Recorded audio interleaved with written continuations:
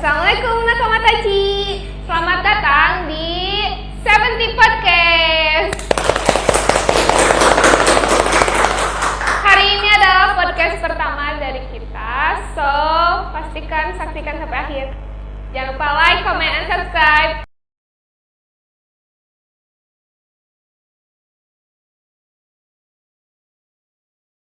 Jadi kali ini bersama saya Tazkianur Kamila dan narasumber kita. Halo, manggilnya Kak ya? Oke, halo Kak. Karisda. Boleh. Boleh. Anggap aja teman. Ya. Halo Karisda. Jadi teman-teman, beliau ini adalah guru BK di MA Al-Huda sekaligus guru psikologi dan UKG. Kita sekarang mau tanya-tanya nih tentang SBM atau SNM atau masuk jalur PTN. Nah, Ibu sering kan membimbing anak-anaknya untuk masuk ke PTN. Kesalahan apa yang mereka sering lakukan saat masuk PTN? Kesalahannya ya. Oke, kalau kesalahan kita berangkat dari permasalahan yang umum terjadi. Ada sebuah data yang mengejutkan, ternyata di Indonesia 84% mahasiswa yang masuk perguruan tinggi negeri itu ya, atau swasta, itu 84% mereka salah jurusan. Oh, ya. Banyak banget ya Bu? Banyak banget. Kalau sudah salah jurusan, biasanya ketika mau bekerja pun pasti mereka kesulitannya, ya. Lebih dari setengahnya itu. Lebih dari setengahnya. Nah, kenapa sampai 84%? Ini berarti memperlihatkan ada fenomena kesalahan langkah yang diambil oleh siswa ketika akan memilih perguruan tinggi ya, atau memilih jurusan gitu ya, memilih jurusan. Nah, kira-kira kesalahannya apa? Umumnya yang terjadi adalah ada beberapa faktor penyebab kesalahan mereka menentukan jurusan di perguruan tinggi ya. Faktor yang pertama adalah karena ketidaktahuan minat, bakat, atau passionnya di mana. Gitu. Jadi harus dicari dulu bakatnya kita di mana. Gitu. Betul. Apalagi usia SMA harusnya bukan fasenya mencari minat ya. Tapi sudah ada tujuan. Tapi sudah menemukan harusnya. Jadi di tingkat SMA itu harusnya siswa sudah bisa menemukan saya nyamannya di mana, saya senangnya di bidang apa gitu. Nah, rata-rata di kita di Indonesia di usia SMA itu mereka baru mencari. Ya, sering ya. Nah, Ibu temukan banyak gitu di kelas 10, 11, bahkan kelas 12 aja mau menjelang masuk perguruan tinggi negeri atau swasta, mereka masih kebingungan. Jurusan apa yang mau saya ambil? Kenapa? Karena memang belum paham minat, bakat atau passion yang mereka miliki ya. Padahal untuk mengetahui minat, bakat, dan passionnya, cara termudah adalah pakai psikotes gitu ya. Ya, cara selanjutnya bisa dengan melihat kegemaran kita di bidang apa gitu ya yang sering kita lakukan. Gitu. Jadi kesalahan pertama adalah kenapa persiapan ketika masuk PTN kesalahannya apa? Yang pertama adalah karena belum mengenal minat, bakat, dan passionnya di sebelah mana. Yang kedua, rata-rata tingkat remaja itu biasanya adalah ikut-ikutan. Betul ya. Ikutan temennya ya. Kalau nggak ada temen nggak masuk. Nggak mau gitu. Atau satu geng gitu, benar-benar pingin masuk Unpad, satu geng itu harus masuk Unpad terlepas mau jurusan apapun gitu. Atau bahkan pingin satu jurusan satu geng itu gitu ya. Gitu. Jadi ikut-ikutan teman. Gitu. Jadi ada apa ya? Padahal dia belum mengetahui apakah saya mampu atau tidak jurusan tersebut. Ya, betul ya. Betul. Itu jadi ikut-ikutan teman. Terus yang ketiga biasanya faktornya dari orang tua ya. Misalkan siswanya ingin jurusan apa, orang tuanya oke, siap menguliahkan, tapi jangan jurusan itu ya, harusnya jurusan ini gitu. Jadi benar-benar ketika memilih jurusan bukan pilihan siswa ya, tapi benar-benar pertimbangan dari orang tua gitu. Ya, yang keempat, yang terakhir adalah terlalu banyak mendengar saran ya. Karena bingung, terus akhirnya tanya kanan kiri, terus kita makin nggak jelas dan makin nggak fokus. Akhirnya ketika memilih jurusan dan di last minute mau daftar SNMPTN atau SBM, akhirnya kita terpaksa milih jurusan yang memang tidak sesuai dengan bidang kita. gitu Kalau ya. kata anak zaman sekarang mah plan. Plan-plannya. Kalau perbedaan antara SBM sama SNM itu apa Kak? Nah, umumnya untuk masuk jalur perguruan tinggi negeri itu disediakan tiga jalur ya. Yang pertama SNMPTN, yang kedua SBMPTN, yang ketiga SM seleksi mandiri ya. Nah, untuk kedua jalur ini SMPTN dan SBMPTN ini diadakan oleh lembaga LTMPT, lembaga tes masuk perguruan tinggi negeri. Jadi LTMPT ini penyelenggara tes seleksi perguruan tinggi negeri se-Indonesia. Mereka mengadakan 2 tahap seleksi SNMPTN dan SBMPTN. Kalau bedanya apa sih? SNMPTN itu dua-duanya sama jalur seleksi masuk. Cuman bedanya kalau SNMPTN seleksinya melalui prestasi akademik dan non akademik. Jadi rapot ataupun kalau Kia ikut lomba gitu ya. Kejuaraan tingkat kabupaten, provinsi, nasional gitu ya. Kan suka ada sertifikatnya ya. Nah, itu bisa dimasukkan ke SNMPTN gitu ya. Itu SNMPTN. Jadi jalur seleksi masuk perguruan tinggi lewat jalur prestasi akademik dan non akademik. Kalau SBMPTN itu adalah jalur seleksi masuk perguruan tinggi negeri dengan tes tulis. Ya, dengan tes tulis atau lebih sering dikenalnya sih UTBK gitu. Tes tulis nanti kita dapat skor tertentu. Kalau mencukupi skornya kita akan masuk perguruan tinggi tersebut, kalau tidak berarti kita nggak lolos gitu. Oh, jadi kalau SNM itu jalur rapot dan SBM itu tes tulis. Terus perbedaan berikutnya adalah kalau SMPTN itu ketika kita mendaftar kita nggak ada bayar, gratis free gitu. Tapi kalau SBMPTN itu harus bayar gitu. Biasanya untuk jurusan kalau kita milih tes Santek biasanya harus bayar 200.000 ya, atau sosum 900.000. Kalau misalkan campuran kita harus bayar 300.000. Lumayan gitu. Lumayan. Kalau persyaratan kriteria untuk masuk SNM, SBM. SN dulu ya. Iya. Untuk SNMPTN itu kriterianya karena memang mengandalkan prestasi akademik dan akademik, artinya secara nilai di rapot itu siswa harus punya prestasi gitu ya. Nah, biasanya kalau di Al-Huda kita ambil sesuai dengan kuota yang ditentukan ya. Contoh misalkan tahun kemarin di Al-Huda itu untuk jurusan MIPA itu dapat 19 orang ya kuotanya. Jadi boleh mendaftar 19 orang dari MIPA. Terus untuk sosial boleh mendaftar 14 orang dari sosial ya. Terus dari keagamaan, jurusan keagamaan boleh mendaftar 14 orang juga. Nah, kita ambil dari masing-masing kelas itu, misalkan kalau dari MIPA ya, 19 nih jatahnya dari LTMPT. Kita bagi 2 nih, 19 bagi 2 kelas. Karena kita kan MIPA-nya 2 kelas ya. Ya, kita bagi 2, misalkan di MIPA 1 Ibu ambil ranking berapa ya? 8 ya, 8 terbesar.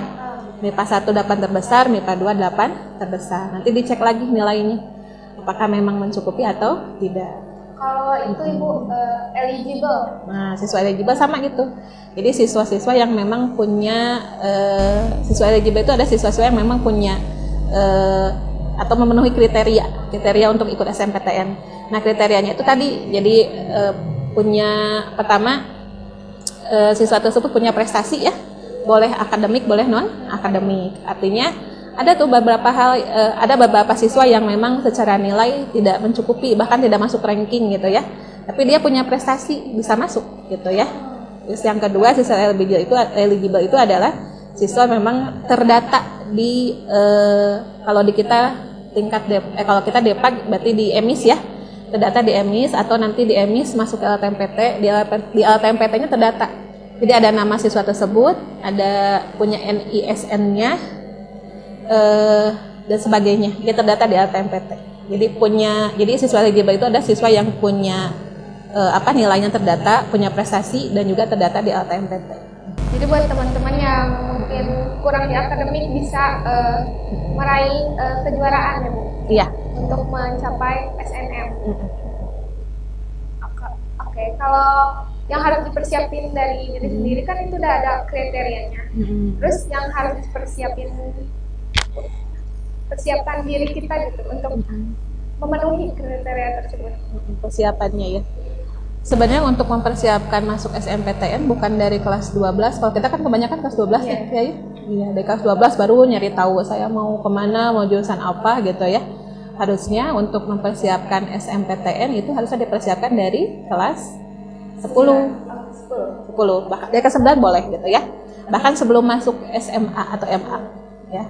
Harus tahu dulu saya nanti mau ngambil jurusan apa. Jangan sampai di tingkat MA-nya kita ngambil jurusan sosial, nanti kuliahnya kita ngambil jurusan IPA ya, atau sebaliknya. Ini banyak yang terjadi di MA-nya.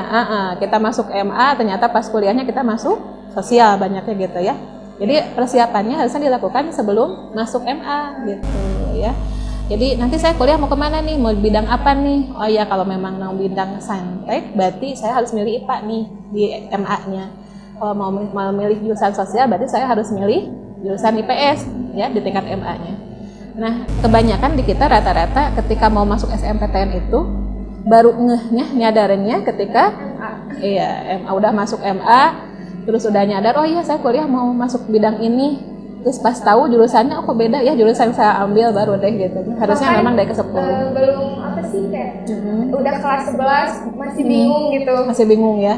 Masih bingung mau pilih jurusan apa gitu. Masih gak tahu bakatnya di mana gitu kan.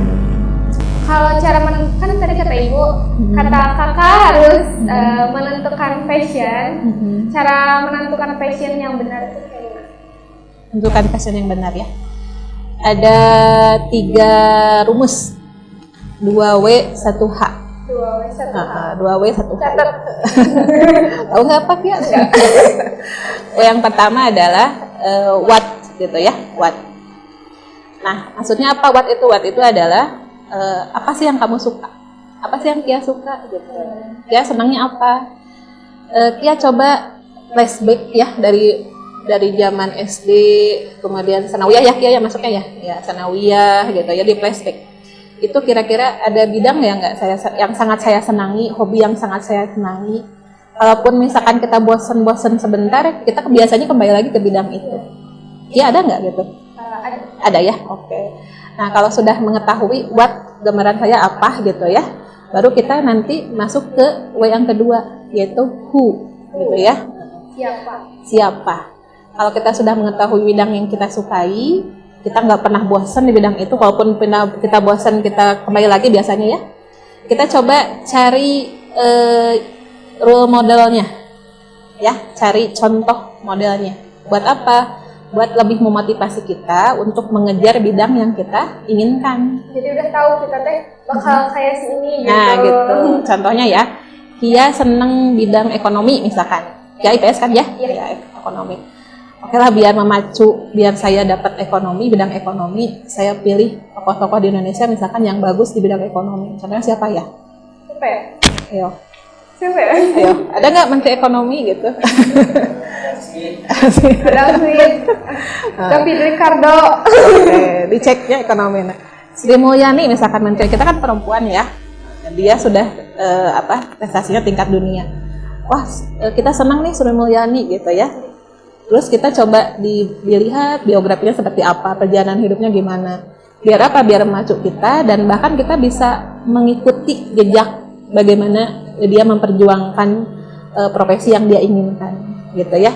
Jadi what, apa yang kita sukai, kemudian who, siapa yang akan kita jadikan role modelnya, kemudian how, bagaimana cara merealisasikan cita-cita atau harapan kita, gitu ya.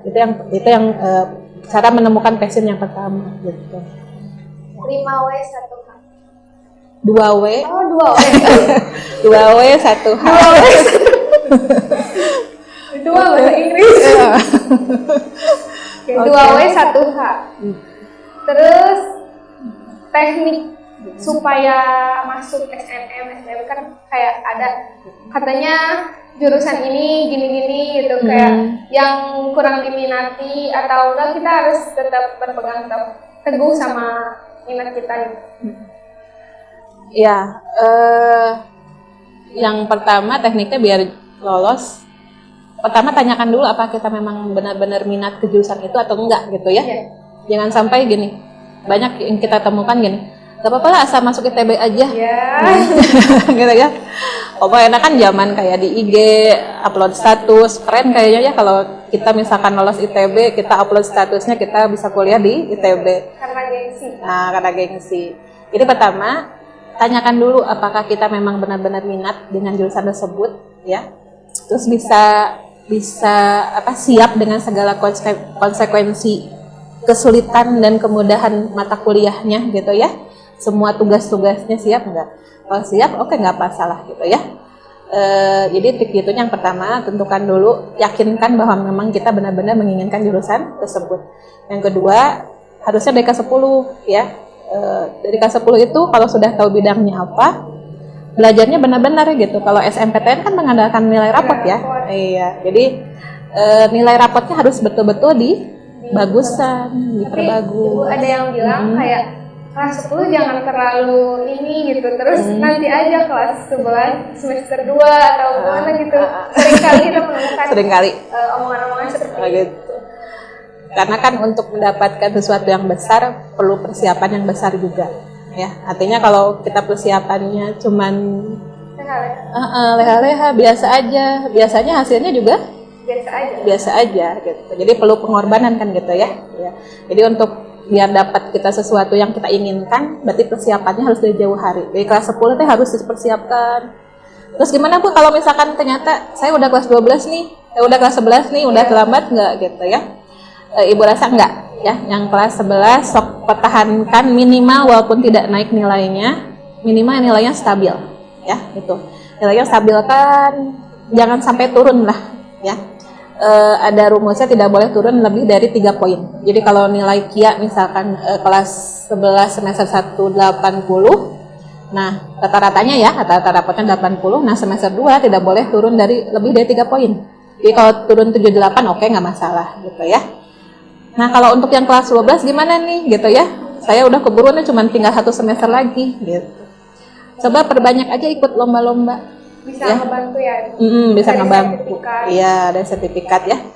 Nah, untuk ikut lomba mohon diperhatikan pertama penyelenggaranya. Siapa penyelenggaranya? Jangan sampai kita ikut lomba yang seolah-olah seperti tingkat nasional, tetapi ternyata penyelenggaranya tidak kredibel misalkan gitu. Jadi kalau aman mah cari penyelenggara yang lomba-lombanya misalkan lembaga pemerintah, misalkan kementerian apa ya, atau universitas-universitas yang sudah terkenal ya kredibilitasnya.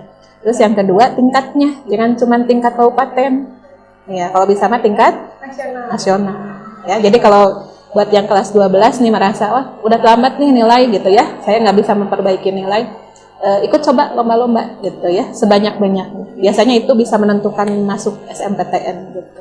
Ibu punya rekomendasi nggak buat teman-teman yang pengen ikut lomba itu caranya gimana?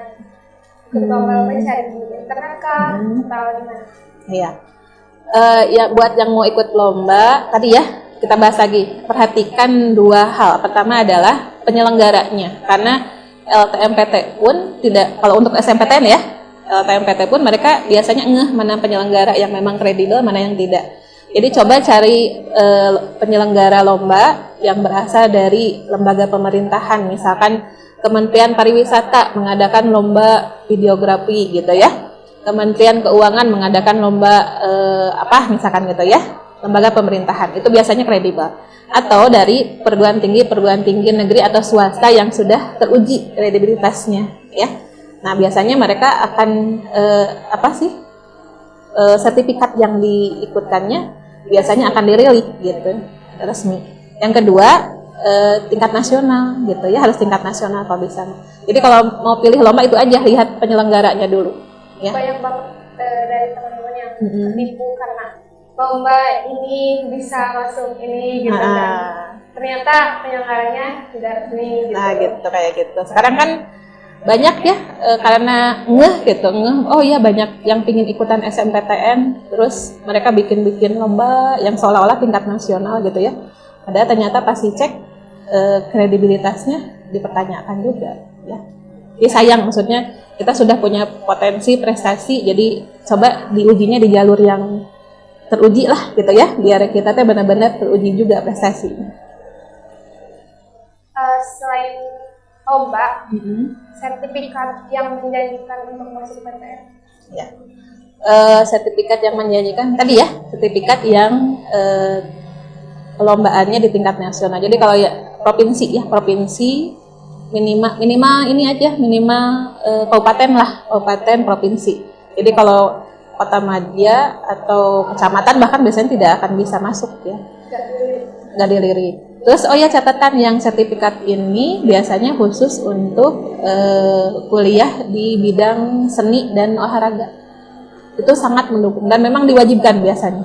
Jadi kalau Kia milih misalkan bidang seni ya, desain komunikasi visual gitu, nah biasanya diwajibkan untuk mengunggah sertifikat gitu ya. Kalau ada sertifikat kayak training itu nggak masuk ya?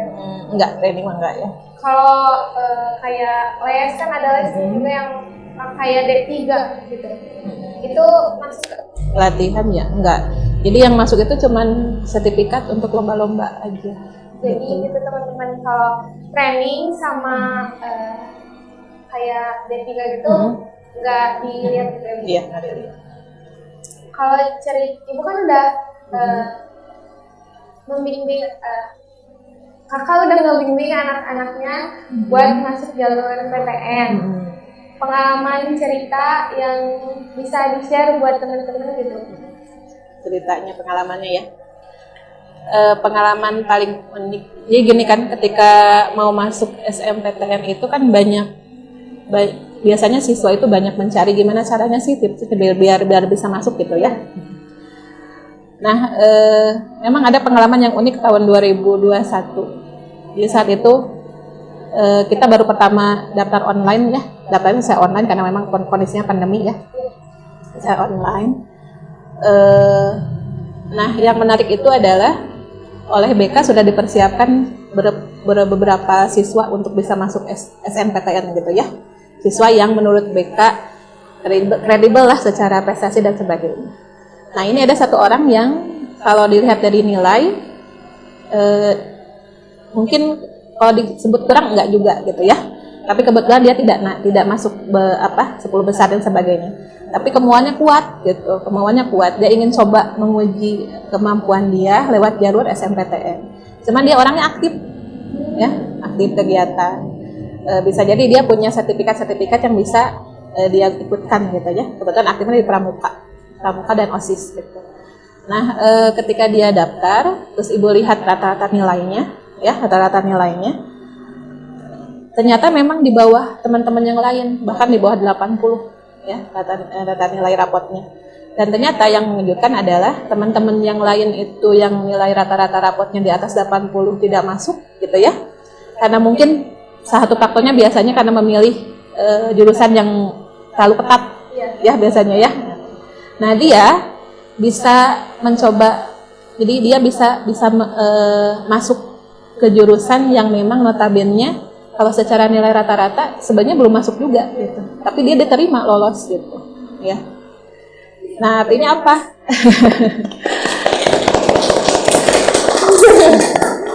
Artinya harus percaya ini ya, selama berbagai ikhtiar sudah dilakukan, terus banyak strategi yang harus dilakukan, terus kita tidak terus kita tidak sesuai dengan strategi atau kriteria tertentu, tapi kita mau mencoba kesempatannya gitu ya.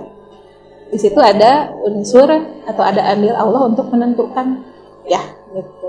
Jadi kalau yang merasa nilainya kecil sudah terlambat gitu ya, tidak masalah, kalau mau coba aja. Karena ada Allah. Jadi sama belum habis gitu ya masa ikhtiarnya, coba terus ikhtiar dan doanya. Nah, dan itu tinggal Allah menentukan apakah kita layak atau tidak di jalur tersebut. Gak ada yang terlambat ya Bu? Iya, gak ada yang terlambat. Gak ada yang terlambat ya. Kalau tips semangat belajar, banyak seringkali kita males, terus banyak setan gitu.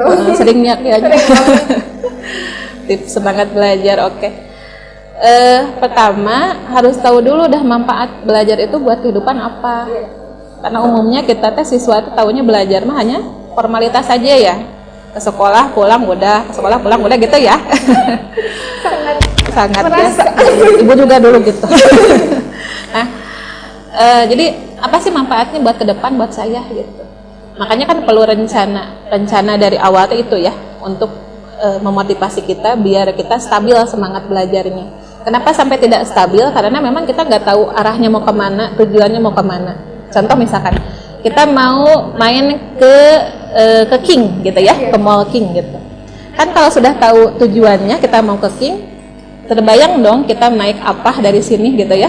Oh ya, naik angkot jurusan Bandung Tegalega. Nanti naik lagi Elang Kelapa gitu, Elang ada ya mobil merah gitu, baru nanti nyampe ke King gitu ya. Nah kalau sudah tahu tujuan, otomatis kita tahu apa yang harus dilakukan dan harus ngapain. Nah sementara kalau kita nggak tahu tujuan, menurut kira-kira kita sudah tergambar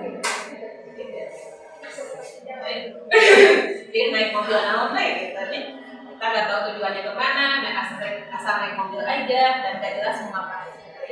Jadi yang pertama adalah biar kita semangat belajarnya, cari tahu dulu tujuan kita mau ngapain dan